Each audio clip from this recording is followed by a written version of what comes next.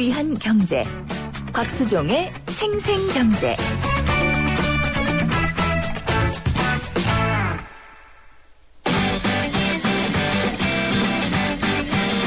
아하 경제와 함께하는 한뼘 경제.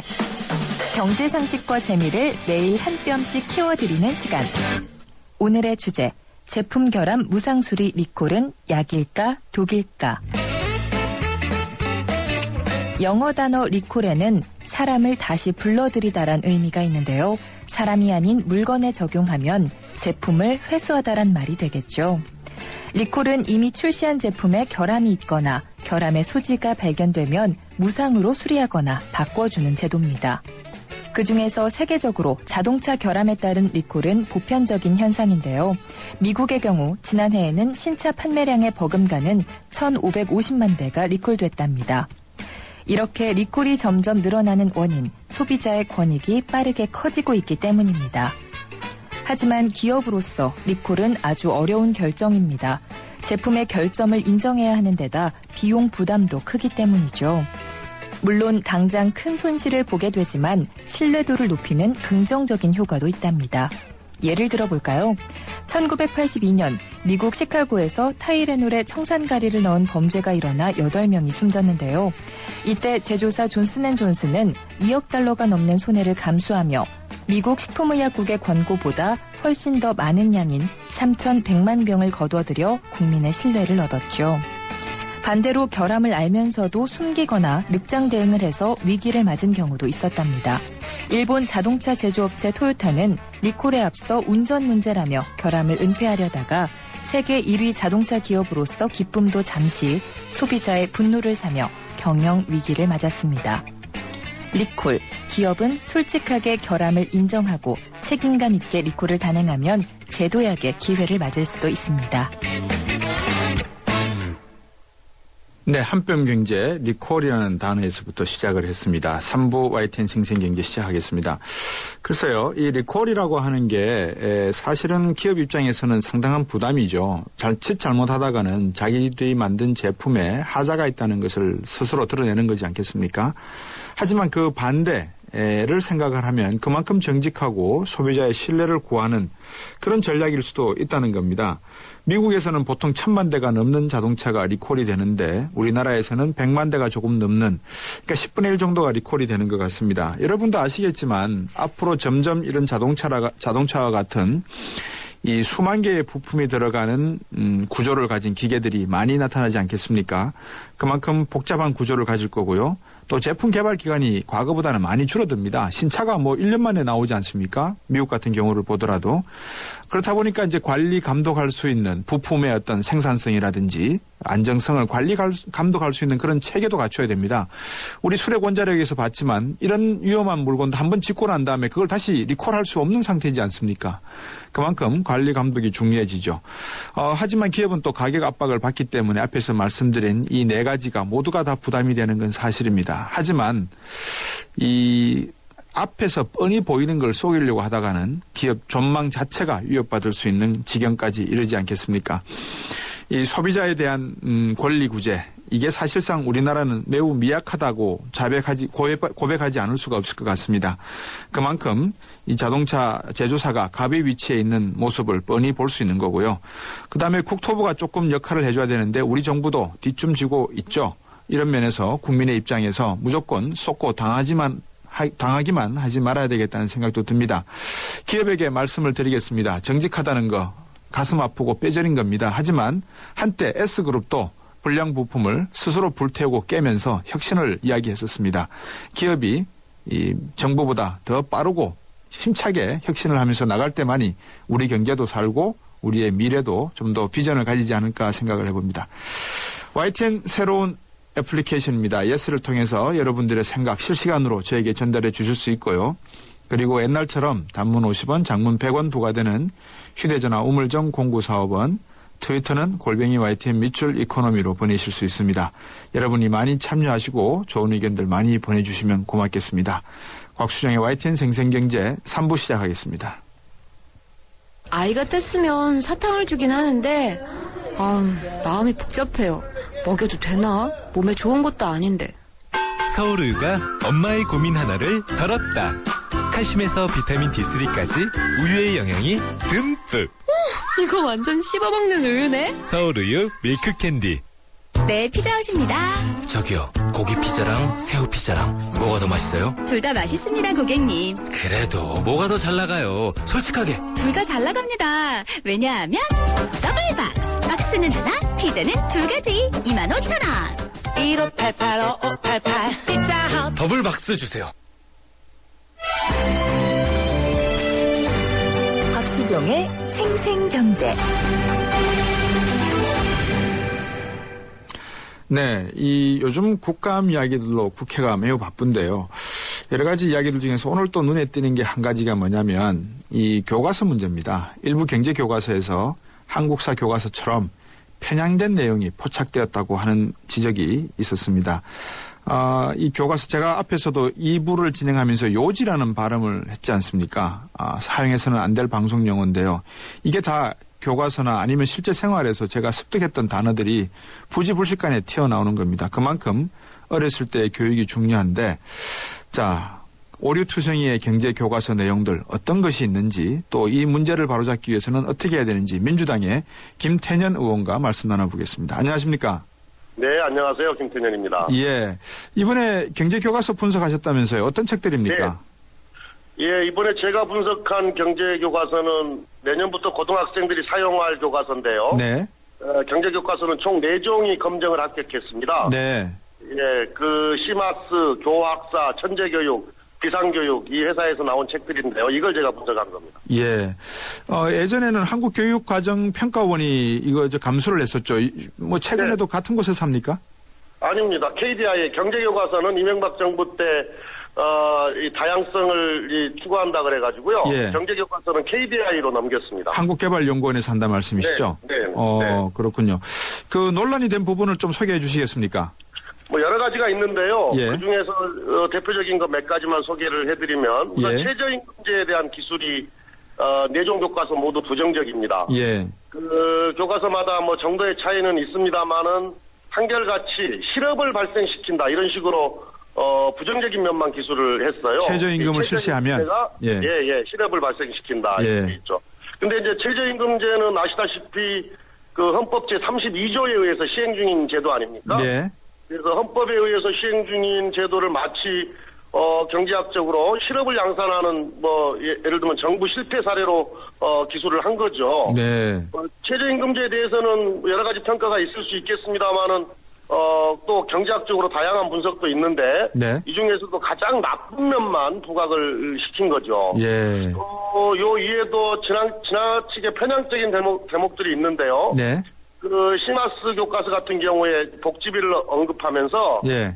과도한 정부 지출이 국가 경제에 악영향을 끼친다 이렇게 기술을 했고요. 네. 또 독점이 항상 나쁜 것일까 이런 부분도 나옵니다. 예. 그 독점이 항상 나쁜 것만은 아니다. 하나의 기업이 참여하는 것이 더 효율적일 수도 있다. 이런 식으로 독점에 대해서 과도하게 옹호를 하기도 하고 있고요. 예. 교학사 같은 경우에는 이제 레버리지 투자, 즉 빚내서 투자하는 것을 설명하는데 예. 뭐 예를 들면 2천만 원 가진 사람이 8천만 원 빌려서 투자했다가 40% 수익 얻으면 총 200% 수익이 난다 이런 설명을 하는데 예. 위험성에 대해서 설명도 안 하고 있고요.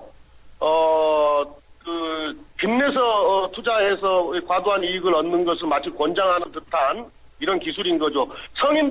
성인들도 이런 투자를 하면 안 되잖아요. 네. 고등학생들한테 이런 거 소개하면 잘못된 거죠. 예. 아니 근데 어떻게 교과서에서 그다음에 한국개발연구원 KDI라고 하는 곳에서 감수를 했음에도 불구하고 최저임금제가 오히려 노동자들의 일자리를 빼앗는다 이런 교육을 할 수가 있나요? 네, 아주 잘못된 거죠. 그러니까 이게 전부 다 시장 중심으로만 교과서를 만들어서 아마 이렇게 된 것 같습니다. 아무리 시장 중심이라 하더라도 정말 시장 중심이라 그러면 그런 말이 나오면 안 될 것 같은데. 국가와 정부와 국민이 사라져버렸어요. 교과서에서. 경제교과서에서. 방금 말씀하셨지만 경제교과서에서 국가와 국민이 사라져버린 시장. 결국은 기업의 독점과 기업의 노동 착취가 인정이 되는 그런 시장을 교과서에서 가리킨다 그러면 청소년들이 경제관념을 완전히 왜곡해서 잘못 잡을 수도 있겠는데요.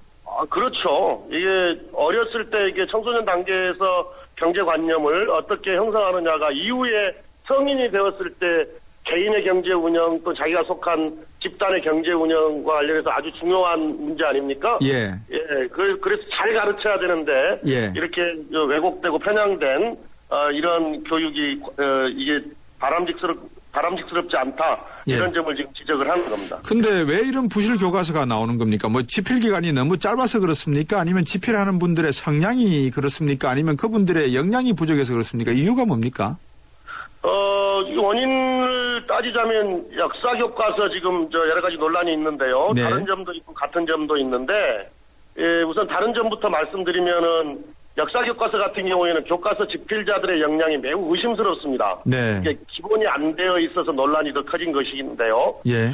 경제 교과서는 전체적으로 이 역시 또 집필진의 역량이 경제 교과서, 그러니까 역사 교과서하고 이 경제 교과서 좀 다른 점은 집필진의 역량이 떨어진다 이렇게 볼 수는 없을 것 같아요. 네. 근데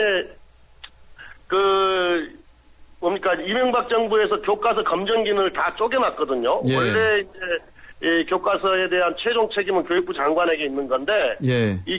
그래서 교육부 장관이 교과서 검증을 한국교육과정평가원이라는 공공기관에 맡겨서 체계적으로 교과서를 관리하거든요. 네. 근데 이명박 정부가 교과서의 다양성을 높이겠다고 하면서 교과서의 검정 기능을 다 쪼개버렸습니다. 네. 예를 들면 역사 교과서는 국사편찬위원회, 경제 교과서는 KDI로 이렇게 나눠버렸는데, 네. 그러니까 제대로 된 교과서 관리가 안 되는 거예요. 그러네요. 그러니까 교육부조차도 상황 파악이 잘 안 되는 거죠. 교육부도 뭐 뒷좀 쥐고 있는 거죠. 자기들이 책임질 일이 없어야 되니까요. 예. 잘 모릅니다. 그래서 교육부도. 그러면 그런 교과서가 심상정 의원이 공개를 했다고 하는데 모 대기업 그룹의 이 노조 관계 문제까지도 예를 들어서 노조가 없는 것이 시장 경제는 더 바람직하다 이런 이야기까지도 나올 수 있겠습니다. 잘못하면 그죠? 예, 가면 그렇게까지 나올 수 있는 거죠. 한국교육과정평가원에서 검증을 하고 그다음에 KDI가 원래는 빠져 있었는데 이거 한국교육과정평가원에서 이제 KDI로 넘어갔다. 예, 이관된 거죠. 이관됐다. 그러니까 방금 그 원인에 대해서는 왜 이관을 시켰습니까? 뭐 일이 많아서 너희들이 편하게 빨리 하는 것이 좋겠다. 이렇게 대통령이 생각을 하신 겁니까? 왜 그렇습니까? 저희들이 보기에는 또 이거 뭐 다 알려진 사실인데요. 예. 재계가 요청을 했어요. 재계가. 그런 자료가 있습니까? 저희들이 파악한 걸로는. 네. 그래서 이걸 정부가 이제 받아들인 거죠. 이명박 정부에서. 네. 그러니까 재계에서는 경제교육을 강화하라 이런 주장을 했었고. 예. 또 경제교과서가 반기업적 서술을 시정하라. 반기업적 서술을 시정하라. 이런 주장을 계속 해왔거든요. 예. 근데 이제 지난 이명박 정부가 이런 재계 요청을 받아들여가지고. 네. 바로 이 경제연구기관에다가 맡겨버린 겁니다. 예. 그래서 작년 9월 7일에 행정권한 이임 및 위탁에 관한 규정이라는 대통령령 시행령을 개정을 해가지고. 예. 기획재정부가 주도하고 뭐 상대적으로 힘이 좀 없는 교육부는 반대도 못하는 상황 속에서 이관이 돼버린 거죠. 역사 교과서도 왜곡이 시작이 되고 있고 경제 교과서조차도 우편향이 되고 있다 이런 지적을 하셨는데 그러면 어떻게 해야 됩니까 이걸? 이게 이제 이게 전문성을 위한 검정기관 이관이 오히려 교육이라는 상황에서 보면 잘못된 그렇죠. 결과가 나온 거 아닙니까? 그렇죠. 예. 이게 뭐 전문성이 있는 기관에 맡기자고 하면 그럴듯하게 보이잖아요. 네. 그러니까 KDI가 경제학적인 면에서 전문성이 있어 보이긴 하지만 교과서를 만드는 데는 이것만 필요한 것이 아니거든요. 예. 교과서는 기본적으로 학생들이 배우는 교재 아닙니까? 네. 그러니까 아무래도 교육적 측면 이런 것들을 많이 이 작용을 시켜야 되는 건데 네. 그러니까 어문 규정도 맞춰야 되고 또 내용도 학생들이 과연 이해할 수 있는가 이런 것도 따져봐야 되는 거 아니겠습니까? 내용도 맞춰야 그렇죠. 되는 거고요. 경제 교과서라고 해서 단순히 그냥 경제를 잘하는 사람들의 모임인 KDI에다가 맡기면 되겠다. 이거는 너무 단순한 논리 같기도 한데요. 하나만 더 말씀드리면은 같은 경제정책이라고 하더라도 기획재정부 입장이 다르고 네. 노동부와 환경부 입장이 다를 수 있는 거 아닙니까? 그렇죠. 그러니까 이런 다양한 주장들 또 입장들을 감안해서 균형을 잡아주는 것 이것이 매우 중요한데 이게 지금 결여된 거죠. 그 언제부터 예정대로라면 이제 논란이 된 경제교과서 청소년들이 언제부터 수업을 받게 되는 겁니까? 내년 1학기부터 시작이 되는데요. 예. 이제 선택 과목이기 때문에 학교마다 조금씩 다를 수는 있습니다. 예. 우리 김태년 의원이 문제 제기를 하셨고 결국은 이제 대안까지 제시를 하셔서 바로잡기에 나서야 될 것 같은데 어떤 계획 갖고 계십니까? 이게 이제 교과서가 이게 검정 단계에서는 공개가 안 됩니다. 검정이 다 끝난 뒤에 공개가 되거든요. 그러네요. 심사 과정에서 이게 공개를 해줘가지고 미리 이런 검증 과정을 거쳐야 되는데 다 검증이 끝난 뒤에, 이렇게 심사가 끝난 뒤에 공개가 되니까 저희들도 참 이게 이런 것을 찾아가지고 지적할 정도 시점이 되면은 참 난감하거든요. 네. 더구나 이제 이게 역사 교과서 문제가 워낙 지금 커져 있어서 예. 이 경제 교과서를 바로 잡을 수 있을지도 이 걱정인데 하여튼 이 최선을 다해서 지적을 하고 이번 국정감사를 통해서도요. 네. 그리고 필요하다면 입법을 통해서 제도 개선을 좀 추진을 해야 될 것 같습니다. 네. 그런데 저는 그 말씀하신 거를 제가 미리 한번 이렇게 공부를 하다 보니까 이런 주장도 하신 분이 계시네요. 일제 강점기에 한국 경제는 놀라운 경제 성장을 했고 이것이 해방 후 성장의 토대가 됐다. 이런 주장까지 하시는 분들이 계시네요. 예, 역사 교과서 지금 이른바 이제 식민지 근대화론에 입각한 우리 근현대사 서술인데요. 네. 지금 바로 지금 가장 큰 문제가 지금 그거 아닙니까? 예. 우리가 구한 말에 우리 자체적으로 내부적으로 개방을 통해서 이 근대화 관련한 준비들을 우리 민족적 역량으로 해 가고 있던 중에 우리가 강점을 당한 거거든요. 네. 예, 그러니까 우리 힘으로도 충분히 근대화를 해 나갈 수 있는 우리 내적 역량이 있다.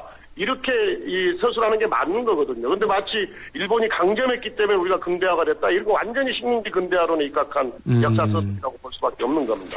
앞으로 이제 올바르고 공정한 시각에서 경제관념을 담아야 될 것 같은데 우리 김태년 의원이 생각하시기에는 어떤 방향으로 교과서 집필하고 검증을 가져가야 될지 한번 해결 방안을 제시해 주시죠. 네, 제가 어떻게 지금 딱 떨어지는 해결 방안을 제시할 수 있겠습니까? 아까도 말씀드렸듯이 이게 사전에 이제 이 심사 과정에서 공개가 된다면은 다양한 국민적 검증 과정을 통해서 바로 잡아서 제대로 심사가 될 수 있게 할 수 있을 텐데. 네. 이게 이제 심사가 다 끝난 뒤에 이제 이 공개가 되고 있기 때문에 참 어려움이 있습니다만은. 예. 이 경제 분야만 놓고 본다면은 어떤 이 경제 주체들의 다양한 관점 이것을 좀 담아내야 되지 않겠습니까? 그래서 보통 경제 문제는 경제 문제이기도 하면서 사회 문제이기도 하고 또 복지 문제일 수도 있거든요. 네. 그래서 이런 다양한 가치가 조화롭게 잘 반영되도록 교육 이 책임 기관인 교육부가 중심을 잡고 이 관리를 해야 될 것 같아요. 네. 그래서 필요한 아까 말씀드렸듯이 입법 조치 이것들을 서둘러야 될 것 같습니다. 그래서 이 정권을 잡은 사람들이 자기 입맛에 맞게 자꾸 우리 아이들 교과서를 이렇게 손대려고 하는 것, 이걸 제도적으로 이렇게 좀 방지를 해야 될 것 같아요. 우리가 이명박 정권도 그랬고, 현재 지금 박근혜 박근혜 정권도 자꾸 교과서를 입맛대로 고치려고 하는 거거든요. 예. 그래서 교육이 정치적 중립을 지켜나갈 수 있도록 그렇게 이 제도적 틀, 법적 틀 이것들을 확고히 해나가는 조치를 해야 될 것 같습니다. 김태년 의원의 말씀을 듣다가 갑자기 이런 생각이 듭니다. 자본이 참 무섭다라는 생각이 듭니다. 교육까지 바꾸는군요. 오늘 말씀 잘 들었습니다. 고맙습니다. 예, 감사합니다. 민주당의 김태년 의원이었습니다. 잠은 인생의 사치라던 에디슨. 하지만 그의 열정을 지켜준 것도 깊은 잠이었습니다. 짧게 자도 깊고 편안하게. 시대의 리더와 함께한 시몬스. 당신의 인생과 함께합니다. 흔들리지 않는 편안함. 시몬스. 골든타임이 시작된다. 노후 준비와 골드바의 행운을 동시에 해피에이지 100 이벤트. 세제 혜택은 물론 연령 제한 없는 현대에이블 신연금 저축펀드에 가입하고 상품권과 골드바의 행운을 잡아라. 12월 31일까지 홈페이지 참조. 에이블 현대증권. 투자 손실에 유의하세요. 네, 여러분 3부 어떻게 들으셨습니까? 경제교과서의 왜곡 문제를 제기한 김태년 의원의 말씀을 들으면서 참 이 시장이라고 하는 거 우리가 살아가는 하나의 무대이지만 이 공간적 무대, 시장이라고 하는 무대에 과연 돈이라고 하는 이 물질이 들어가면서 그 무대 장치가 잘못돼서 오작동되지는 않을까 심히 우려가 됩니다. 여러분들도 함께 고민을 해보시죠. 잠시 후 4부에서는 관세 상담 준비했습니다. 상담 신청은 서울전화 02-771-0945, 휴대전화 우물정 0945번 또는 YTN 라디오의 새로운 애플리케이션 예스를 통해서 실시간으로 참여하실 수 있습니다. 좋은 의견과 좋은 말씀 보내주시면 고맙겠습니다. 4부에서 뵙겠습니다. 초등학교 선생님이 학생들에게 물었습니다. 얼음이 녹으면 뭐가 될까요? 모두들 하나같이 물이 됩니다 라고 대답했습니다. 당연한 정답이죠. 하지만 유독 한 어린이만이 얼음이 녹으면 봄이 됩니다 라고 다른 대답을 했습니다. 창의적인 교육이란 이런 것이 아닐까요? 정답 찾기 교육에 길들여진 우리 교육의 자화상. 더 늦기 전에 자유로운 사고를 통해 스스로 생각의 힘을 키우는 창의지성 교육이 필요합니다. 이 캠페인은 경기도 교육청이 함께합니다. 행복한 경기 교육.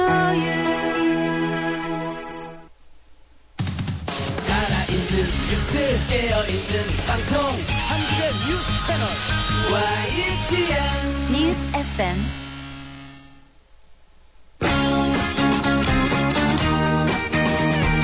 당신의 지갑은 안녕하십니까? 경제를 보는 눈, 곽수종의 생생경제.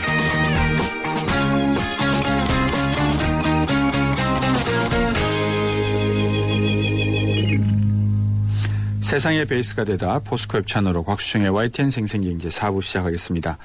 여러분들 의견이나 상담하실 내용 있으신 분들 서울전화 02-771-0945번, 휴대전화 우물정 0945번 또는 YTN 라디오의 새로운 애플리케이션 예스를 통해서 실시간으로 참여하시고 말씀 주실 수 있습니다. 많이 참여하시고 좋은 지적 주시면 감사하겠습니다. 트위터는 @YTN 밑줄 이코노미입니다. 잠시 광고 듣고 오겠습니다. 아이고 우리 심청이가 팔려가다니. 그래도 내 걱정은 하지 마셔. 심청이가 안심폰을 주고 갔으니까 이 안심폰은 24시간 긴급 출동의 건강상담 서비스까지 받을 수 있어이다. 알뜰폰에 새콤을 더하면 S1 안심폰. 삼성 디지털 프라자에서 만나세요. 자동차 1년에 얼마나 타세요? 한 9,000km? 사고 난 적은요? 3년간 없죠. 그럼 보험료 할인 더 받으셔야죠. 마일리지로 할인받고 3년 무사고로 또 한 번 할인. 악사 다이렉트 자동차 보험 1566-1566 악사 다이렉트. 가입 시 유의사항을 꼭 확인하세요. 운전 똑바로 해. 욱 하기 전에 1, 2, 3, 4, 5, 6, 7 7초만 생각해보세요. 안전한 운전을 위해 꼭 필요한 시간. 삼성카드가 당신의 참 실용적인 생활과 함께합니다. 지금까지 투표 현황입니다. 20대는 체코, 30대는 스페인 지지도가 높군요. 40대는 역시 이태리인가요? 50대 이상은 떠오르는 휴양지 크로아티아가 강세입니다. 유럽여행 랭킹쇼 내가 사랑한 유럽 탑10. 투표는 travel.koreaneer.com에서 12월 22일까지. Excellence in flight. Korean Air.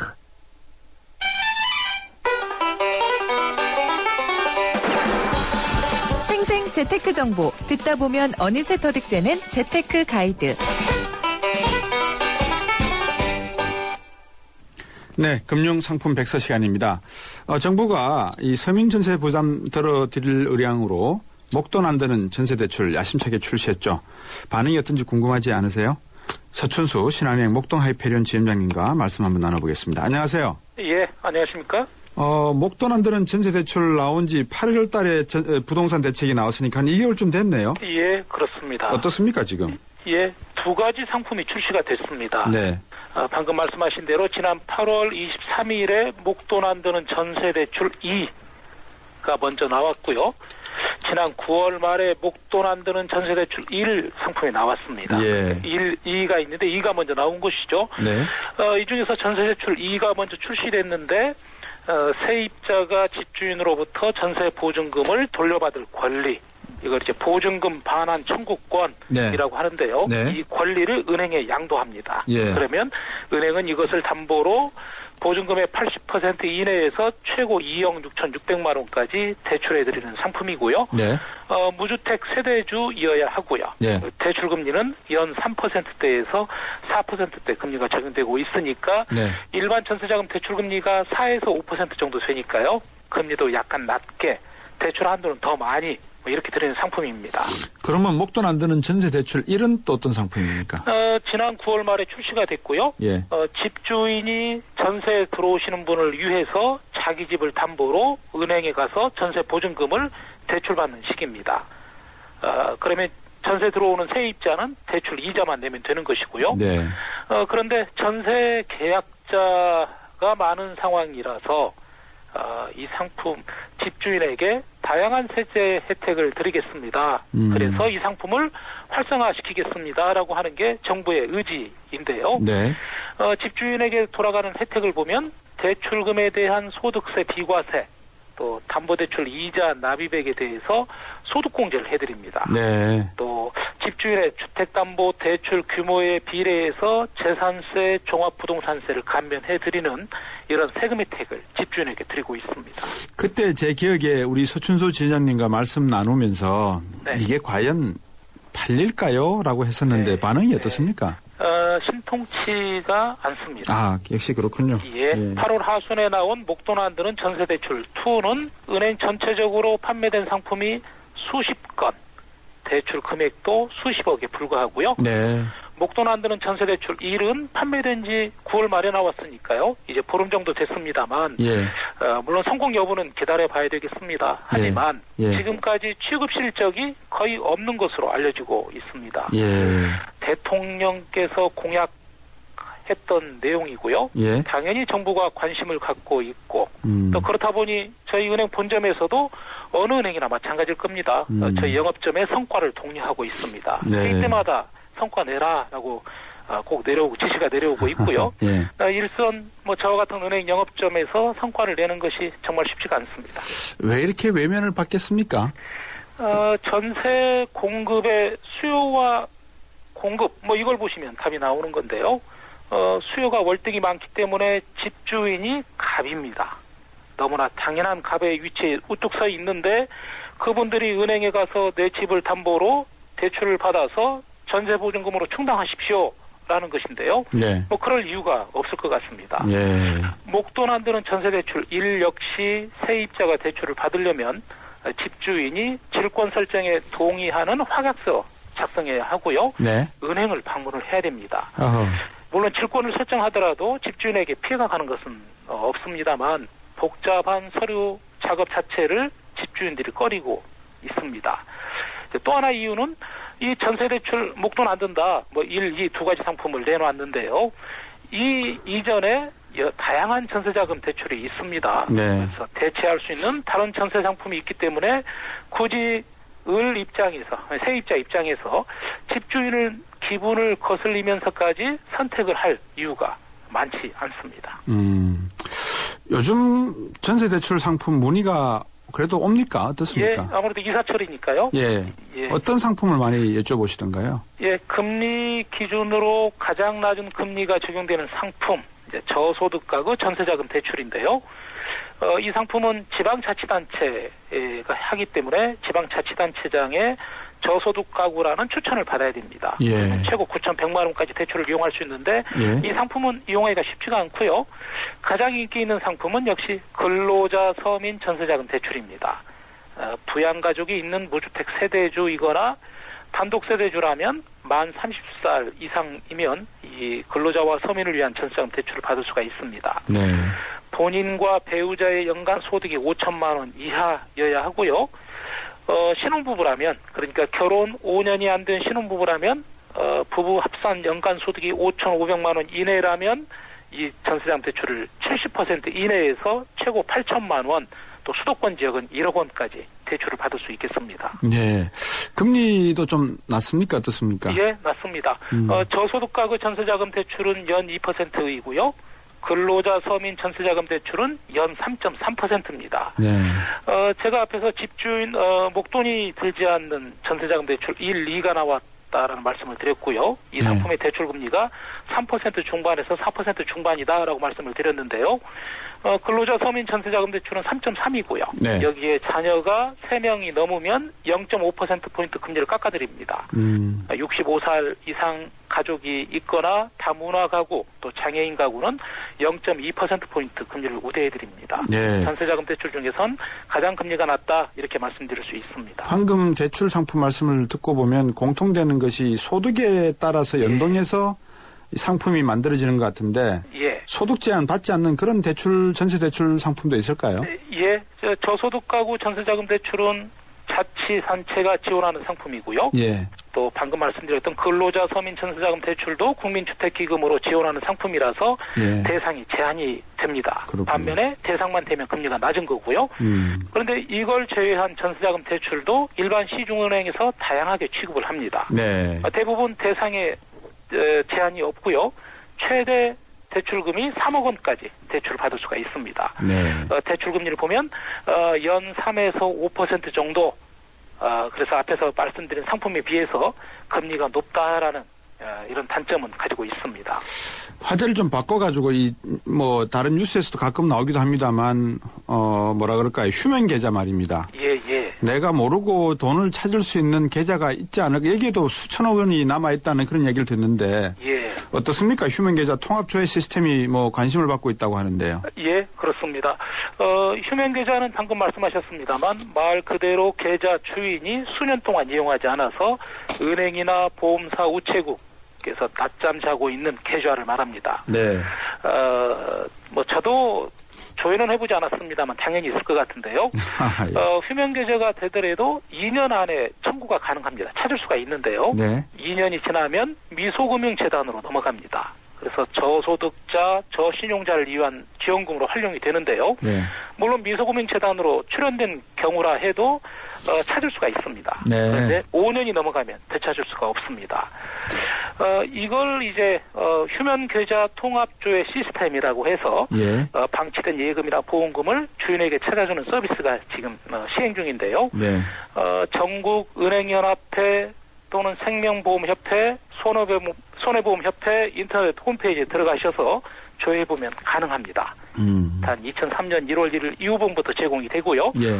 어쨌든 방송 들으시면 휴면 계좌가 있는지 예. 얼른 사이트 접속해서 예. 한번 살펴보셔서 단돈 몇만 원이라도요 찾았으면 좋겠습니다. 아유, 그게 어딥니까 요새. 예. 오늘 말씀 잘 들었습니다. 고맙습니다. 예, 감사합니다. 네, 신한은행 목동 하이페리온 지점의 서춘수 지점장이었습니다.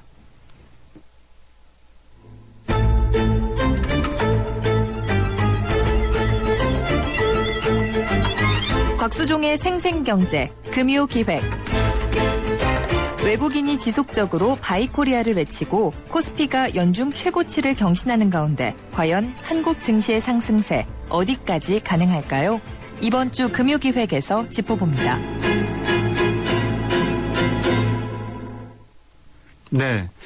제가 좋아하는 음악이 나왔습니다. 미션 임파서블. 옛날에 이게 제가 어릴 때는 제5전선이라는 TV 드라마였습니다. 흑백 TV로 나온. 아는 분들이 별로 안 계실 거예요. 예. 저도 알고 보면 나이가 있는 남자랍니다. 나이 먹은 건 자랑이 아닙니다만, 자, 관세 상담하는 날입니다. 요즘 지하경제 양성화 차원에서 국세청, 관세청 할 것 없이 이 세가 들어가고 청이 들어가는 곳에서는 상당히 많은 추징 사례들이 나오고 있는데요. 평소에 관세에 관한 상식 알아두시면 재테크하는 데도 도움이 되실 겁니다. 서울전화 02-771-0945 단문 50원 장문 100원의 휴대폰 문자 메시지 우물정 0945로 문의하시거나 YTN 라디오의 새로운 앱 예스에서 실시간으로 저와 함께 이야기하실 수 있고 또 참여하실 수 있습니다. 사연 남겨주시면 되겠습니다. 트위터는 @ YTN 밑줄 이코노미고요. 인터넷 홈페이지에 들어오셔서 상담 시청하셔도 됩니다. 오늘은 다인합동관세사무소의 조성민 대표 관세사무사가 나오셨습니다. 안녕하세요. 네, 안녕하십니까. 네, 자, 또 2745님이 또 장문에 질문을 보내셨습니다.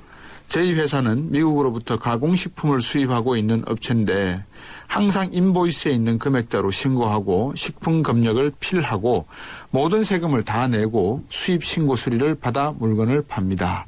또 수입 계약할 때 수출자의 거래은행에서 발생한 금융 비용을 지급하기로 계약하면서 이를 별도로 지급하였습니다. 세관에서 이 금액을 수입 신고할 때 물품 가격에 포함하여 환세를 내야 한다고 하면서 세금을 추징한다고 하는데 이게 무슨 말입니까? 담당자 입장으로서 회사에서 입장이 매우 난처한 상황입니다. 도와주십시오 하셨습니다. 네, 사연이 좀 긴데 사실 내용은 간단합니다. 그렇습니까? 요즘에 그 지하경제 양성한다고 이제 여러 업체에서 심사를 많이 받고 계신데요. 네. 제가 보면 내국세 같은 경우에 이제 알고서도 감추려고 하다 걸리시는 경우가 많으신데 네. 관세에 관해서는 아예 좀 모르고 계셔서 이렇게 당하시는 경우가 굉장히 더 많습니다. 네. 그래서 오늘 되게 좋은 시간이 될 것 같습니다. 예. 그 일반적으로 물품을 수입하면서 네. 대부분 인보이스에 명시된 물품 금액만 낸다고 생각을 많이 하십니다. 그렇죠. 근데 이러한 경우는 이런 경우 해당됩니다. 판매자가 부담해야 하는 그 현지에서 네. 금융 비용이 발생하는 경우가 있습니다. 신용장 같은 걸 개설하게 되면 예. 그 확인 수수료라든지 상환 수수료, 뭐 우편 수수료, 그다음에 뭐 케이블 차지라든지 뭐 이런 금융 수수료가 발생하는 부분들이 있는데 네. 요거를 판매자가 부담하지 않고 구매자가 부담하기로 약속을 하고 계약을 한 케이스에는 네. 그 금액을 수입 물품을 신고할 때 같이 플러스해서 관세를 매기도록 그렇게 하도록 한 겁니다. 이거는 네. 요 정도의 금액이 들어가야지만 이 수입 물품을 실질적으로 수입할 수 있었다고 보기 때문에 예. 실제 그 수입 물품의 가액에 포함되는 가치로 저희가 판정을 하는 겁니다. 예. 그럴 경우에 나중에 추징 당하는 게 어쩔 수 없겠네, 그죠? 그렇습니다. 이런 경우 사실 그 전문가가 아닌 경우에는 모르고 있는 경우가 너무 많아서 사실은 이런 경우에 꼼짝없이 당하는데 금액이 또 매우 크게 나중에 발생한다는 게 좀 문제가 말이에요. 있습니다. 예. 1922번님이 보내신 사연입니다. 저희 업체는 정밀 측정 기기를 제조해서 판매하는 업체입니다. 원재료는 중국에서 수입하여 사용하고 있고요. 그런데 재료의 특성상 품질에 하자가 발생하는 경우가 있습니다. 이번에 3만 불 상당의 물품을 수입했고 1만 불 상당이 불량이라 앞으로 수입분에서 1만 불을 공제한 인보이스가 작성되어 수입 신고를 하여 왔습니다. 문제가 되겠습니까? 하셨습니다. 네. 이 부분은 네. 정말로 너무 많은 사람들이 모르고 있으신 부분인데 예. 실제 듣고 계신 분 중에서 무역부 말고도 회계팀이나 재무팀에서도 이 방송을 들으신다면 네. 이건 정말 도움이 많이 되실 것 같습니다. 예. 하자가 있는 물품 금액을 환불받는 대신에 예. 차후 선적권의 대금에서 이제 차감해서 계산하는 방식, 예. 흔히 이제 우리가 상계라고 하는데요. 네. 무역거래에서 상계는 충분히 하실 수 있으나 이때마다 한국은행 총재에게 상계에 관한 신고를 하도록 되어 있는데 네. 제가 경험해 본 결과로는 한 70-80% 정도는 모르고 계십니다. 아, 나중에 그렇습니까? 과태료 처분 받으시고요. 예. 세관에서 심사나 조사를 받는 경우 거의 대부분은 적발이 되신다고 보시면 됩니다. 그래서 이 부분은 모르고 깜짝 놀라시는 부분이 많은데 실질적으로 법상으로는 대표자가 검찰의 고발 조치까지 되실 수 있는 상황입니다. 예. 그리고 이런 경우처럼 임의적으로 상계하기 위해서 차후 인보이스에서 1만 불을 차감해서 수입 신고하셨다면 관세를 덜 내시게 된 겁니다. 근데 이 경우는 관세법상 관세 포탈죄에도 해당이 되기 때문에 일파만파로 일이 커질 수가 있습니다. 본의 아니게 그죠? 그렇습니다. 몰라서 생기는 그런 일이 되네요. 네. 자, 여러분들께서 지금 이 관세에 관한 내용 상담하고 계십니다. 1023번님, 저는 중국 A 업체에서 플라스틱 사출물을 수입하고 있습니다. 제가 중국 현지에서 중국의 다른 회사로부터 금형을 직접 구매해서 A사에 무상으로 공급해주고 있습니다. 다른 동정 업체로부터 그 금형도 관세를 내야 한다고 들었는데요. 정말 그렇습니까? 하셨습니다. 네, 이 부분도 정말 이해가 잘 안 되실 겁니다. 네, 간단하게 제가 정리를 해보자면 저희는 이런 질문을 많이 받는 터라서, 그러니까 중국 현지에 공장이 있으신데 그 공장에다가 금형을 제공해야 되는데. 중국에 있는 다른 금형회사한테 금형을 사서 자기 공장한테 무상으로 아마 제공을 했던 케이스 같습니다. 네. 이런 케이스도 관세법상 이제 생산 지원 비용이라고 해서 그 금형을 가지고 만든 수입 물품이 우리나라에 수입되는 그 시점에 그 물품에 가산해서 제가 신고를 하셔야 됩니다. 실질적으로 이거랑 비슷한 케이스로 지금 가장 많이 이루어지는 게 하나세안 FTA나 이런 게 체결돼 있기 때문에 실제 베트남이나 태국 공장으로 원단, 그다음에 지퍼, 버튼 이런 옷 자재들을 전부 수출하셔서 다시 그거를 옷으로 만드신 다음에 우리나라 들어오는 경우 있으십니다. 근데 인보이스에는 가공비만 들어가 있으신데 우리나라에서 보낸 지퍼, 단추, 원단 같은 모든 비용도 네. 들어오실 때 추가적으로 가산해서 관세를 내셔야 됩니다. 네. 예. 그렇군요. 야, 이거 뭐 알고 보니까는 잘못하면 큰 실수하실 수 있는 경우가 생깁니다. 이런 경우는 금액이 정말 몇십억대로 됩니다. 그러니까요. 예. 그죠? 예. 곽수정의 YTN 생생경제 관세 상담 이어지고 있습니다. 관세에 대해서 궁금하신 사항 모두 상담 신청하시면 됩니다. 서울전화 02-771-0945 단문 50원 장문 100원 휴대폰 문자 메시지 우물정 0945로 문의하시거나 YTN 라디오의 예스를 통해서 실시간으로 문의하셔도 됩니다. 트위터는 골뱅이 YTN 밑줄 이코노미가 있고요. 인터넷 홈페이지도 있으니까 방문하시고 의견 주시면 되겠습니다. 다인 합동관세사무소의 조성민 대표 관세사무사가 여러분과 함께하고 있습니다. 자, 0190번님이 보내신 건데요. 저는 중국과 동남아 쪽으로 가공기계를 수출하고 있습니다. 그런데 수출업체는 관세 환급을 받을 수 있다고 하는데 저는 납부한 관세도 없는데 무슨 환급을 받을 수 있다는 말입니까? 수출업체는 그냥 세관에 신청하면 돈 주는 건가요? 하셨습니다.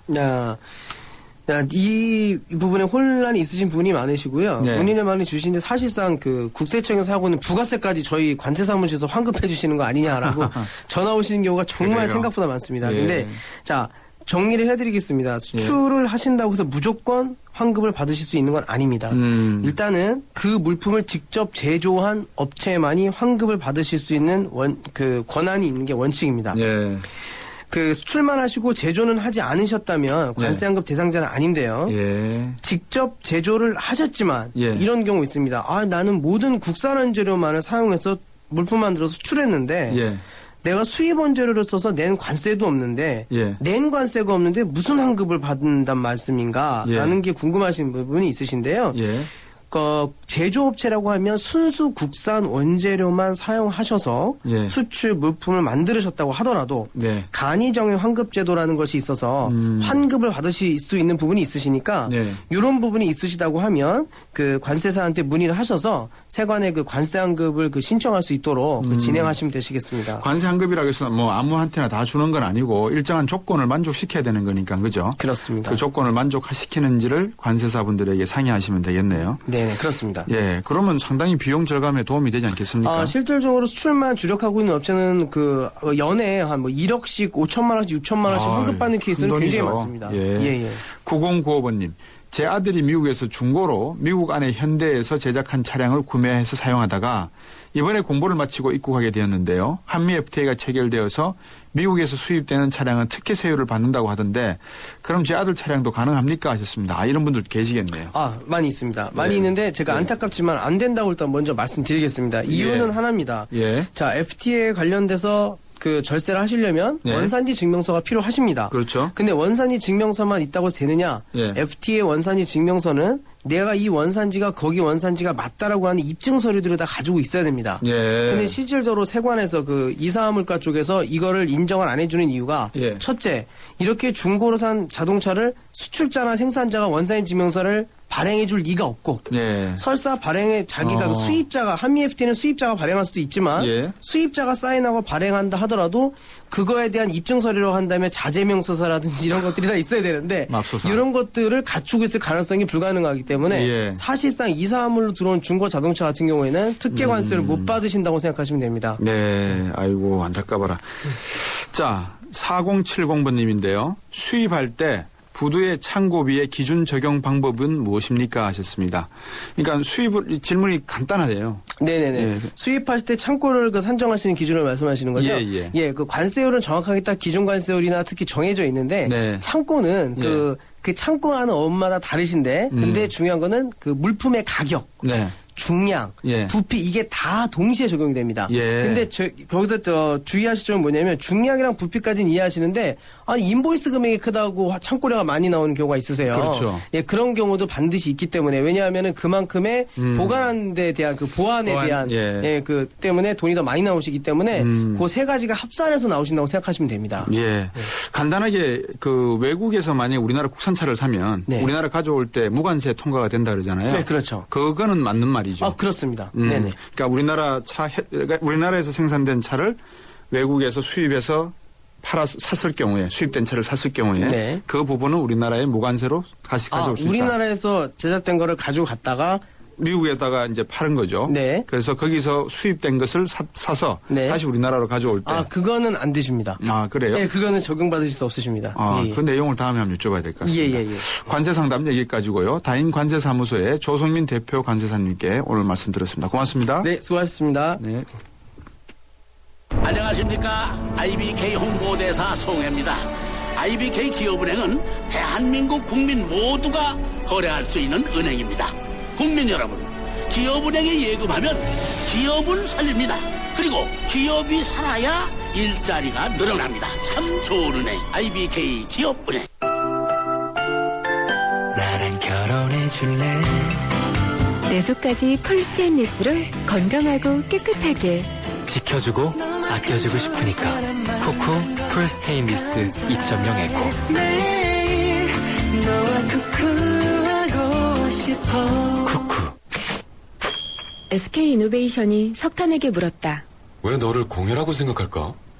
깨끗하게 바꿀 수 없나? 석탄을 청정 에너지로 바꾸는 그린콜 개발 중. 물음이 있는 곳에 이노베이션이 있다. SK이노베이션. 온 동네 맛있다고 소문난대. 최신 김치 냉장고.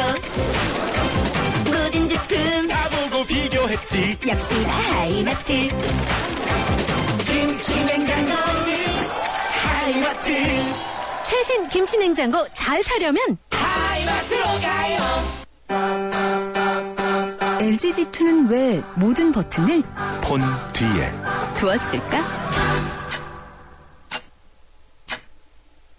정답은 TV 광고에 Learning from you. LG G2. 네, 여러분 오늘 YTN 생생경제 어떻게 들으셨습니까? 미국 피치사가 미국 경제 신용 등급을 강등하겠다는 위협이 존재하고 있습니다만 세계 경제 위기 아직 끝은 아닌 것 같죠? 내일 또 뵙겠습니다.